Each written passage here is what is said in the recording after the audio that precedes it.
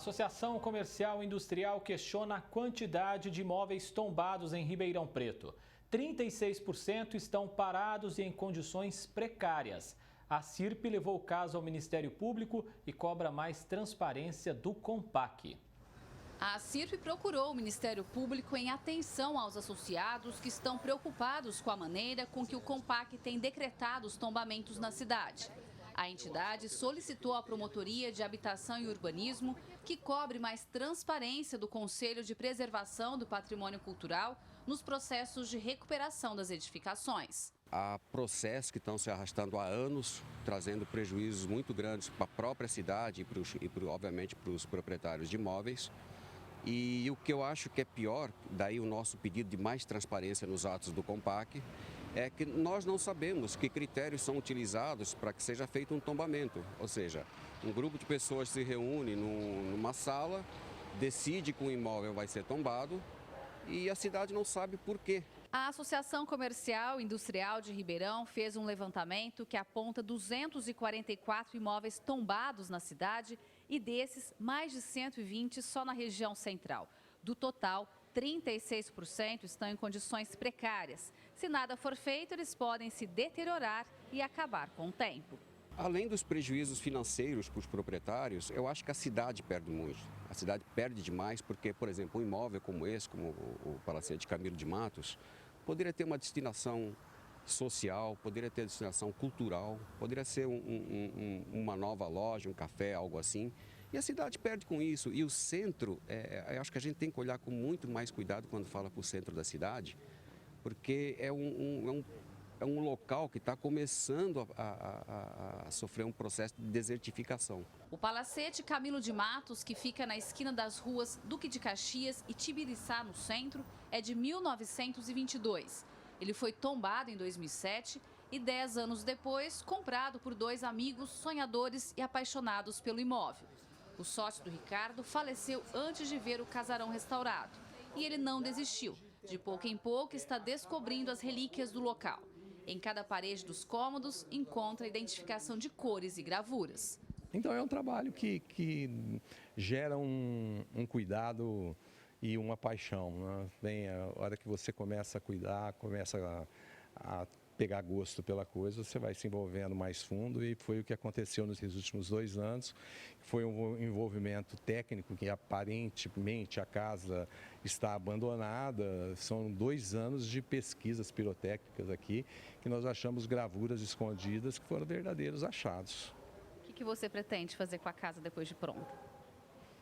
Não sei, a casa vai se tornar uma residência. Se ela for se tornar uma residência, vou vir a morar aqui, mas eu tenho uma sociedade, então nós podemos determinar no futuro, surgir um novo uso para a casa, não determinado ainda. O Palacete Camilo de Matos teve a sorte de ser escolhido pelo Ricardo, diferente de tantos outros que estão em ruínas. Quem tem bastante conhecimento sobre tombamentos também questiona a maneira como o Compac determina a proteção dos imóveis. No momento, o Compac deve ser, se não for o único, deve ser um dos raros conselhos que são deliberativos. O Conselho Deliberativo trava a ação do Executivo, trava o comportamento da Câmara Municipal. Isso não tem cabimento. E não assim, escolhe 5 ou 6 pessoas nomeadas por conselhos de bairro, tal. Isso não tem sentido, essas pessoas não estão preparadas para isso e nem o povo lhe deu esse poder. Quem está dando isso, desculpe, é uma lei muito mal feita, que eu não sei em que momento que isso aconteceu, que dá a eles o poder de falar o que pode e o que não pode. O engenheiro civil dá o exemplo da Avenida 9 de Julho, que é tombada e por isso não pode ter o pavimento trocado, mesmo dificultando o trânsito. Você não consegue fazer o tráfego fluir com presteza à população se ela for de paralelepípedos. Você tem uma série de crateras que ninguém resolve. E estamos falando sobre isso já faz 10 anos. É absurdo, isso não tem cabimento. E o tombamento é muito, na minha opinião, o tombamento é desonesto. entendeu? Ele nos obriga a fazer uma coisa que não tem valor. O que está fazendo é um atraso de vida. Determine quais são os imóveis que têm valor histórico, tudo bem. O resto é estupidez, é burrice. Gislene Lopes para o Jornal da Clube. Compac e Promotoria de Habitação não se manifestaram. A Secretaria de Cultura e Turismo esclareceu que as reuniões do Conselho são abertas ao público e todas as atas desses encontros são publicadas no site da Prefeitura, assim como a planilha de acompanhamento dos processos finalizados ou em andamento. Acrescentou que os casos de restauro passam por uma análise criteriosa do corpo técnico de apoio e só a partir desse parecer do grupo é que existe então a manifestação do Compac. Em relação à Avenida 9 de Julho, a Secretaria de Obras Públicas informou que a via passará por restauração em toda a extensão, com revitalização do canteiro central e também das calçadas, mas manterá os paralelepípedos e as pedras portuguesas, porque a avenida é tombada desde o ano de 2008. Disse também que serão implantadas 2 galerias de águas pluviais para ligar a 9 de Julho pelas ruas Marcondes Salgado até o córrego Retiro Saudoso. Para falar mais, então, sobre essa situação, tenho o prazer de receber aqui no canal digital da Clube o advogado Vinícius Bugalho. Doutor, a CIRP, então, questiona a quantidade desses imóveis tombados em Ribeirão e pede transparência do Compac. O Conselho precisa realmente esclarecer essa situação. Uma ótima tarde ao senhor.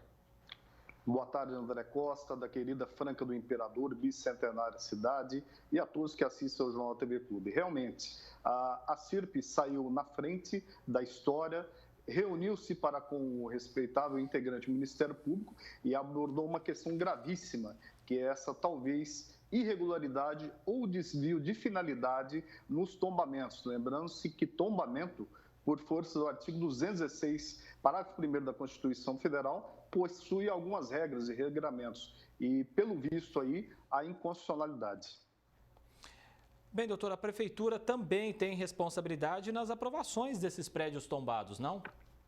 Tem, porque a norma, como disse o respeitável engenheiro que falou antes, o Compac deve ter um caráter opinativo, mas não decisivo. E essa decisão compete ao administrador maior do município, que é o prefeito, deliberar sobre o que deve e o que não deve ser tombado. E diante dos dados que foram abordados pela respeitável repórter Gislene Lopes, nós vemos aí que estão em total abandono, quase 40% dos imóveis do centro em estado de ruínas, tal qual está acontecendo no Pelourinho da Bahia, ali na cidade de Salvador. Então, nós vemos que há uma irregularidade e, aparentemente, essas atas têm que ser todas revistas pelo digno órgão do Ministério Público para ver se não está havendo uma infração ao artigo 18 do Decreto-Lei Federal 25 de 1937, que dispõe que nenhum imóvel poderá ser alterado pelo proprietário que sofreu o tombamento sem ordem da administração. Será que não estaria havendo uma reserva de mercado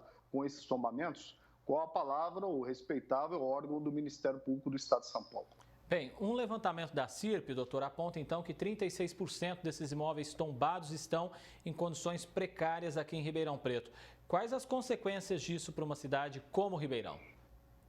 Olha, são gravíssimas, porque tal qual esse pedágio urbano que a Prefeitura está tentando instituir, é mais uma forma, o quê? Uma segunda forma de arrancar do centro a riqueza. E nós sabemos que em todas as grandes cidades mundiais, a riqueza se concentra no centro.